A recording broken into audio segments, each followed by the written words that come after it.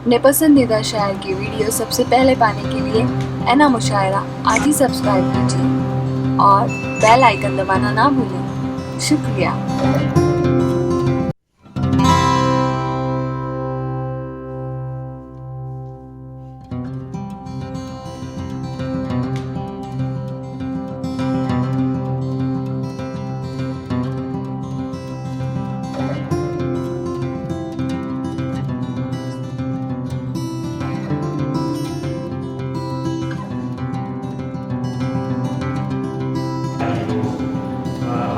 بہت جلدی سے میں تفصیل میں نہیں جاؤں گا، آپ سب کو معلوم ہے کہ صوفی جمیل اختر ایوارڈ اس سال 2020 کا محترمہ ذکیہ مشہدی صاحبہ کو پیش کیا جائے گا۔ بطور ایوارڈ یہ ایوارڈ حسن کمال صاحب کے ہاتھوں سے انہیں پیش کیا جائے گا۔ سب سے پہلے جناب محترمہ ولا جمال الاسیلی مصر سے تشریف لائی ہیں، ہماری مہمان ہیں، وہ 2:30 پہ تشریف لائیں گی اور محترمہ ذکیہ مشہدی صاحبہ کی خدمت میں شال پیش کریں گی۔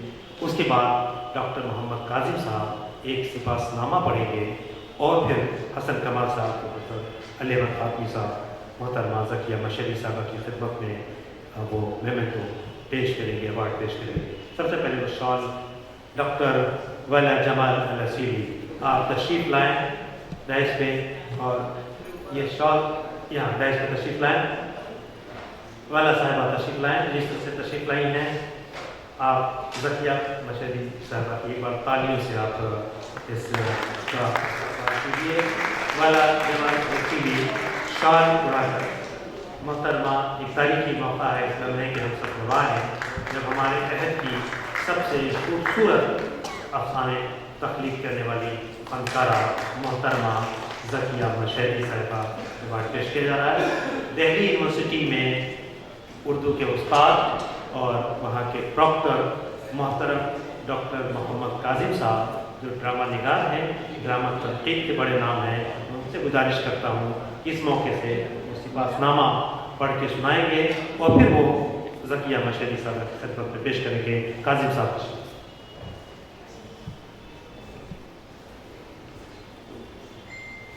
شکریہ ایوب صاحب۔ خواتین حضرات، وقت بہت ہو گیا ہے، اس لیے اس سپاس نامے کی تلخیص میں پیش کرنے کی اجازت چاہتا ہوں۔ جیسا کہ آپ سب کے علم میں ہے کہ صوفی جمیل اختر لٹریری سوسائٹی کولکتہ کی جانب سے محترمہ ذکیہ مشہدی صاحبہ جو ممتاز فکشن نگار، مترجم اور سماجی کارکن ہیں، ان کی خدمت میں 2020 کا ایوارڈ پیش کیا گیا ہے، پیش کیا جانا ہے ابھی۔ ان کی خدمت میں یہ سپاس نامہ، اس کی تلخیص میں پڑھ رہا ہوں۔ محترمہ ذکیہ مشہدی صاحبہ مغربی بنگال کا مقبول و معروف ادارہ صوفی جمیل اختر لٹریری سوسائٹی آپ کی علمی، ادبی اور سماجی خدمات کا اعتراف کرتا ہے، اور اس پروقار بزم میں ہم سب جانتے ہیں کہ یہ بزم کتنا پروقار بزم میں آپ کا استقبال کرتے ہوئے مسرت سے ہمکنار ہو رہا ہے۔ ذکیہ سلطانہ مشہدی 1944 میں امروہہ ضلع مراد آباد میں پیدا ہوئی۔ امروہہ والدہ کا وطن تھا، اس لیے وہاں سے ان کا بہت زیادہ رشتہ نہیں رہا۔ ابتدائی تعلیم لکھنؤ میں ہوئی۔ لکھنؤ یونیورسٹی سے نفسیات میں ایم اے کیا۔ ایم اے کرنے کے بعد لکھنؤ یونیورسٹی کے ڈیموگرافک ریسرچ سینٹر سے بحیثیت ریسرچ اسسٹنٹ وابستہ ہو گئی۔ آپ نے یہاں صرف 1 برس تک خدمات انجام دی، کیونکہ انہیں لکھنؤ کے لوریٹو کنوینٹ ڈگری کالج میں لیکچرر کا من پسند اور بہتر عہدہ مل گیا۔ ان کے شالی محترم شفیع مشہدی صاحب جو افسانہ نگار ہیں، ڈرامہ نگار ہیں، بہت اچھے محقق ہیں، ان کے ساتھ ہوئی، اور اس کے بعد آپ پٹنہ منتقل ہو گئی۔ ذکیہ مشہدی اردو دنیا میں نہیں بلکہ دوسری زبانوں کے ادب سے بھی بخوبی واقف ہیں، اور دوسری زبان والے بھی ان کے ادب کو خوب جانتے ہیں، اس لیے ہندوستانی ادب کے لیے وہ محتاج تعارف نہیں ہے۔ ذکیہ مشہدی کا شمار اردو کے مشہور اور مقبول افسانہ نگاروں میں ہوتا ہے۔ منفرد اسلوب، کردار، واقعات اور وحدت تاثر کی انفرادیت سے بھرپور ان کے افسانے عصری حیثیت اور آگہی کے ساتھ ساتھ فکری اور فنی سطح پر بھی کافی بلند نظر آتے ہیں، اور جغرافیائی حدوں کو توڑ کر دور دور تک پسند کیے جاتے ہیں۔ उनका जो लब व लहजा और अफसानवी अंदाज है वो न सिर्फ मुतासिर करता है बल्कि देरपा और दूर तक असर रखता है। ज़किया मशहदी के अब तक 7 अफसानी मजमूए शाये हो चुके हैं, जिनमें कमोबेश 100 कहानियाँ शाये हुई हैं। एक नॉवेलेट भी उनका शाये हो चुका है, पारसा बीबी का बगाव। इस तरह कुल उनके 7 अफसानी मजमूए हैं। इन तमाम अफसानी मजमूओं में शामिल अफसाने उर्दू के अफसानी अदब में काबिल इजाफ़ा की हैसियत रखते हैं। उनका एतराफ़ कमोबेश उर्दू के तमाम तनकीद निगारों ने किया है। वो खुद अपने अफसानों के हवाले से कहती हैं, मैं लोगों को जैसा देखती हूँ, गिरदो पेश के हालात जैसे नज़र आते हैं, उनकी अक्कासी उसी सूरत में करती हूँ। किसी ख़ास वजह के तहत दानिस्ता तौर पर कुछ नहीं होता। मैंने ऐसे किरदार ज़्यादा नहीं पेश किए जो किसी किस्म के नफ्सियाती दबाव का शिकार हों। अपनी अपनी सतह पर ज़िंदगी से नबर्द आज़मा है और बस। ज़किया मशहदी ने कमोबेश एक दर्जन दूसरी ज़बानों के अहम आधा पारे के उर्दू और उर्दू के शह पारे को हिंदी और अंग्रेज़ी के कालिब में पेश किया है। उनमें से रामलाल के अफसानी मजमूए पखेरू का उर्दू से हिंदी में साहित्य अकादमी के लिए तर्जुमा किया। उसी तरह शिव प्रसाद सिंह की हिंदी तख्लीक, नीलाचंद दुआनी भट्टाचार्य की अंग्रेज़ी किताब शैडो फ्रॉम लद्दाख और संतोष कुमार घोष के बांग्ला नावल के अंग्रेज़ी तर्जुमा द लास्ट सैल्यूट का उर्दू में तर्जुमा पेश किया, जो साहित्य अकादमी ने शाये किया। इसके बाद बेशुमार और बहुत सारी किताबें हैं जो national book trust, bureau for promotion of Urdu या खुदाबख्श ओरिएंटल लाइब्रेरी ने उनकी किताबों को उनके तराजीम को शाये किया है। उनके इन कारनामों को मद्देनज़र रखते हुए कई रियासती और मरकज़ी अदारों ने उन्हें इनाम इकराम से नवाजा। उनकी खिदमात का एतराफ़ करते हुए Sufi Jamil Akhtar memorial award committee ने उन्हें 2020 का सूफ़ी जमील अख्तर मेमोरियल अवार्ड पेश करते हुए खुशी महसूस कर रही है। आप तमाम लोगों से गुजारिश है कि आप इस अवार्ड के लिए मोहतरमा ज़किया मशहदी साहब को मुबारकबाद पेश करें। और मैं हसन कमाल साहब से गुजारिश करता हूँ हसन कमाल साहब ने अवार्ड पेश करें। मैं खुशी महसूस कर रहा हूँ कि ये सबासनामा में पेश करूँ। कासिम साहब से गुजारिश है कि पहले ज़किया मशहदी साहब खिदमत में सबासनामा पेश कर रहे हैं, तालियों से इस्तेमाल करते हैं। और इस सबासनामा में ज़किया मशहदी की जो खिदमात है उनका इतराफ़ किया गया, उसका जिक्र है। और अब ये अवार्ड सूफ़ी जमील अख्तर लिटरेरी अवार्ड फ़हीम अख्तर साहब की मौजूदगी में, प्रोफेसर अली अहमद फातमी की मौजूदगी में हसन कमाल साहब, मोहतरमा ज़किया मशहदी आपकी खिदमत का एक मामूली सा इतराफ़ है। और ये जो सिलसिला था सूफ़ी जमील अख्तर लिटरेरी अवार्ड का, जितनी बड़ी शख्सियात को ये अवार्ड पेश किया गया, उसमें एक नई बात का इजाफा हुआ। इसके साथ बहुत बहुत मुबारक हो ज़किया मशहदी साहब। और हम खुशकिस्मत हैं कि हम इस लम्हे के गवाह बन रहे हैं जब आपको ये अवार्ड पेश किया जा रहा है। और ज़किया मशहदी साहबा का मामला ये है कि वो अफसाने लिखती हैं, बेतकाल लिखती हैं, बहुत उम्दा लिखती हैं, बोलती कम है। तो ये हमारे लिए बड़ी आसानी की बात है, वो चंद लम्हों में शायद अपनी बात रखी। बहुत अदब एहतराम के साथ मोहतरमा ज़किया मशहदी साहब माइक कि आप तशरीफ़ लाएँ और अपने ख़यालात से मुख्तसर नवाज़ें। मोहतरमा ज़किया मशहदी।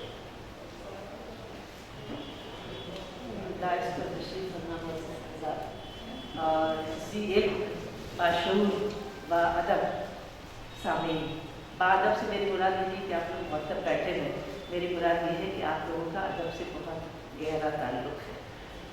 मैं पहले तो जाहिर है सूफ़ी जमील अख्तर सोसाइटी के अहबाब हलवा का बहुत बहुत शुक्रिया अदा करती हूँ। अंग्रेज़ी में जो कहते हैं कि I am humble and I am honoured. मेरी समझ नहीं आ रहा कि मैं इसका तर्जुमा कैसे करूँ। तर्जुमा बहुत करते रहने के बावजूद क्या है हम्बल, मैंने अपनी जगह थोड़ी सी एक शर्मसारी सी महसूस हो रही है कि मैं इस लायक भी हूँ या नहीं हूँ। लेकिन बहरहाल जिन लोगों ने ये फैसला किया है ये उनका पर्सनल ख्याल है, मेरा उसमें कोई दखल नहीं है। दूसरी बात ये है कि कर्म है ये उनका, वो कर्म तो किया लेकिन एक सितम भी किया है, वो ये कि मुझे यहाँ बोलने के लिए खड़ा कर दिया। अभी आप लोग काफ़ी कुछ सुन चुके हैं, इसलिए आप लोगों की कुव्वत सामया जो है मेरे ख्याल में जवाब देने लगी होगी, इसलिए ठीक है, कुछ तो कहूँगी। मैं कल तो नहीं हूँ, माफ कीजिएगा, लेकिन बहरहाल तो शायद आप लोग जो सुनना चाहते हैं उसके पसे पर्दा शायद ये ख्याल भी है, पसे पुष्ट के औरतों से कभी भी बुलवा लो, कहीं भी बुलवा लो, कुछ भी बुलवा लो, और जितना बोलती रहती है। कई बार ऐसा होता है कि मैं अपने हस्बैंड से कहती हूँ कि आपसे कुछ कहा था, वो आपका ख्याल नहीं क्या सुना नहीं, कहने तुम दिन भर तो बोलती रहती हो, मैं क्या क्या सुनता रहा। तो ये बहरहाल जब आप लोगों का ख्याल है जो बोल पूछे, तो ये जो कल क्योंकि मैं नहीं हूँ, थोड़ा सा टच करना चाहूँगी इसको। ये जो आपका टॉपिक है उर्दू ज़बान और अदब का आलमी तनाजुर, तो इस आलमी तनाजुर का एक छोटा सा हिस्सा मुझको कल मुंबई एयरपोर्ट पर उतरने के बाद फौरन ही दिखाई देगी। वो ये प्यारी सी ईरानी खातून जो यहाँ बैठी हुई हैं, ये ज़ैनब सईदी, ये मुझे वहाँ लेने के लिए अजरा है नायब, ये जनाब इम्तियाज़ गोरखपुरी साहब वहाँ मौजूद थी। तो ये आलमी अदबी तनाजुर का एक छोटा सा सैम्पल था जो वहाँ पे दिखाई दिया। इस तरह के सैम्पल मैंने और फिर आज ये वाला जमाल साहब ये आज दिखाई पड़ी, तो ये उसमें एक एडिशन है उस आलमी तनाजुर में, ये दिखाई दिया। बहुत खुशी हुई लोगों से मिलकर। तो मैं आपको बताऊँ कि इस तरह के छोटे छोटे टुकड़े हैं मैंने बहुत देखे हैं। एक जापानीज लड़का था नौजवान, पाकिस्तान में 4 साल रह के आया था, वहाँ से उर्दू में लेकर के आया था। फिर एक जर्मन प्रीस्ट थे फादर हरमन, इत्तेफाक से वो भी पाकिस्तान में के आए थे, उन्होंने भी एम किया हुआ था, और वो दोनों हजरात बड़ी नफीस उर्दू होते थे। एक जेसुइट प्रीस्ट हैं पटना में, वो इंडिया में पिछले 50 साल से उन्होंने यहाँ दिल्ली यूनिवर्सिटी से उन्होंने सूफीज़म पर उन्होंने रिसर्च की उन्होंने, और उनकी जो मुमतहन थी डॉक्टरेट की, वो और कोई नहीं बल्कि जर्मन खातून बेहद मशहूर है एनमेरी शमेल, वो उनकी मुमतहन थी, उनसे उनको डिग्री मिली। और ज़ैनब में उनकी खुशी होगी कि ये ऑस्ट्रेलियन बॉर्न प्रीस्ट शिराज जाकर के फ़ारसी सीख करके आया, ताकि ईस्टर्न इंडिया के मशहूर सूफी हज़रत शरफुद्दीन याहिया बनेरी की तख्लीक़ात का फ़ारसी से अंग्रेज़ी में तर्जुमा करें। और कई किताबें हैं जो खुद मेरे कलेक्शन में मौजूद हैं। जी साहब पटना में रहते हैं, बेहद बीमार हैं, तो इस तरह और उर्दू पर उनको पूरी 10 तरह से फ़ारसी जाकर के सीख किया शिराज में। तो ये जो उर्दू को हम देख रहे हैं कि दूसरे मुल्कों में दिखाई दे रही है बहुत खूब, लेकिन मेरे अंदर भी नेगेटिविटी है थोड़ी सी, उसका बहुत कुछ हिस्सा फातमी साहब यहाँ पर बोल चुके, बहुत कुछ और लोग भी बोल चुके, मेरे पास कहने के लिए बहुत कम रह गया।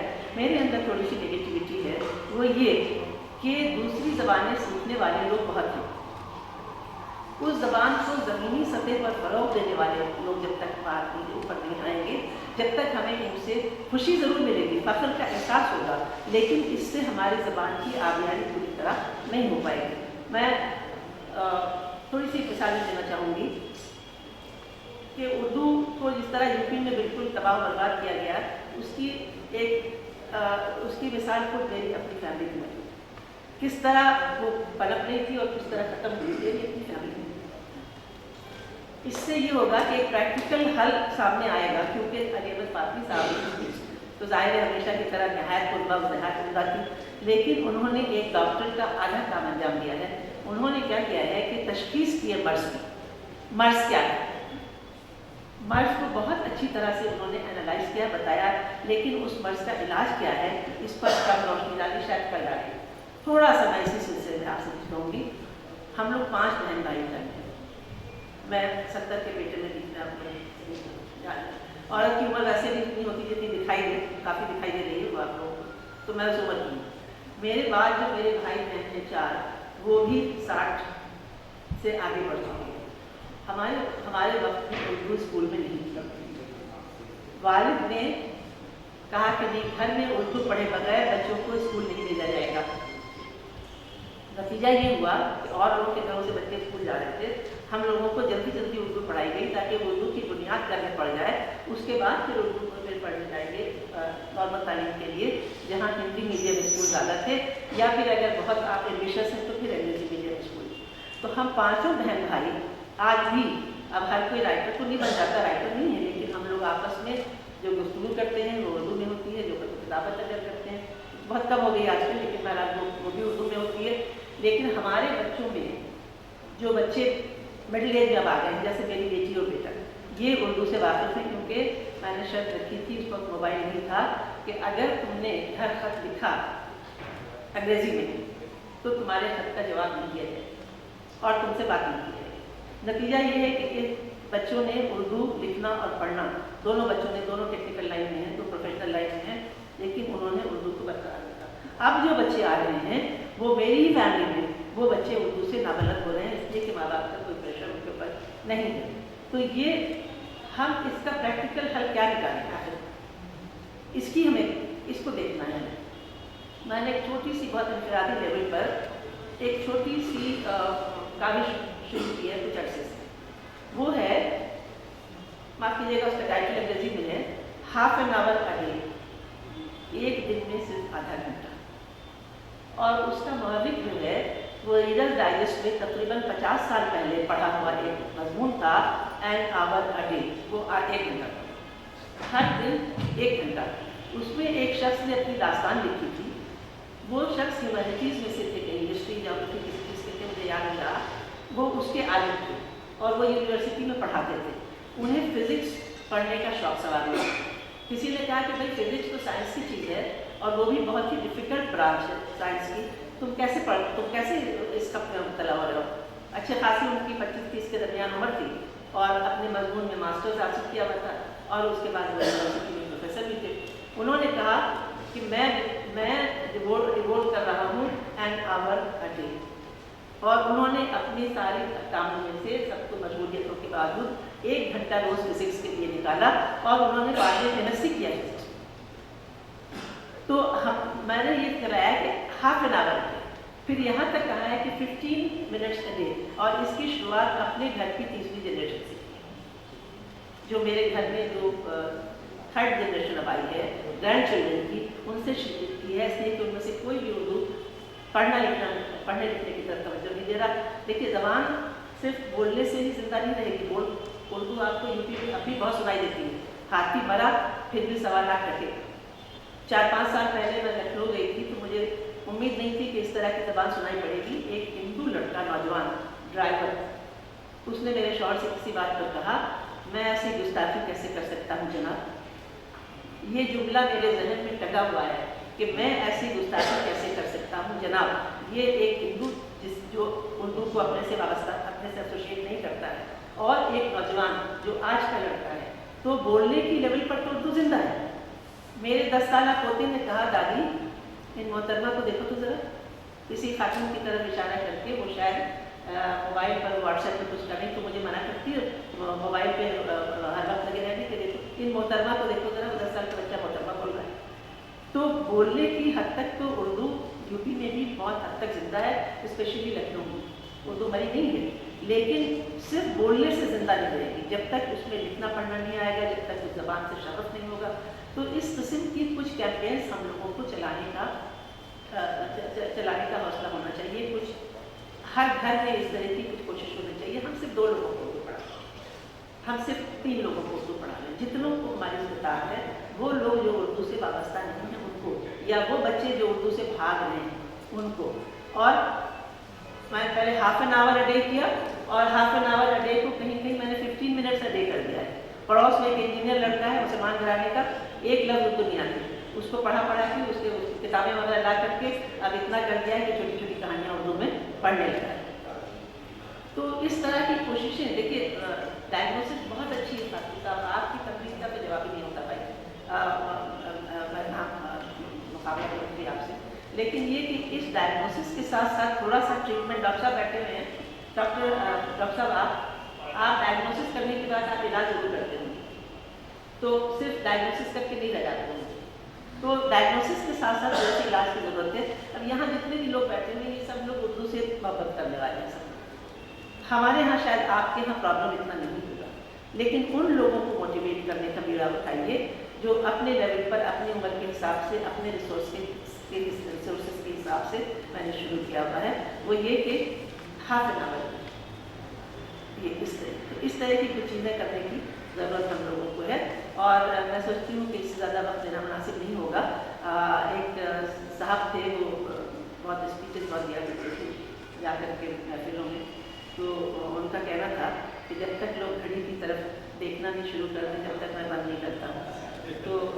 और साहब थे वो भी बहुत अच्छे मुकर्रर थे करने।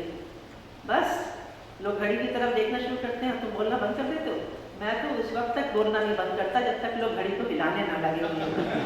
तो मेरा ख्याल है कि घड़ी देखना बहुत दिन पहले शुरू हो चुका है, अब हिलाना शुरू हो जाएगा, इसलिए मैं बहुत बहुत शुक्रिया। और मेरी आप सबसे मेहरबानी करके इस कैंपेन को हाफ एन आवर डे और रिड्यूस कर दीजिए। अगर कोई टेक्नोक्रेट है, डॉक्टर है, इंजीनियर है, 15 मिनट्स है, आप देखिएगा चंद माह के अंदर इसका नतीजा काफी।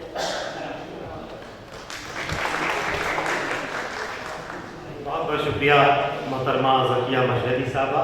आपने देखा कि एक फनकार, एक अफसाना निगार कैसी गुफ्तगू करता है और अपनी उस फनकारी का मुजाहरा मोहतरमा ज़किया मशहदी साहबा ने किया।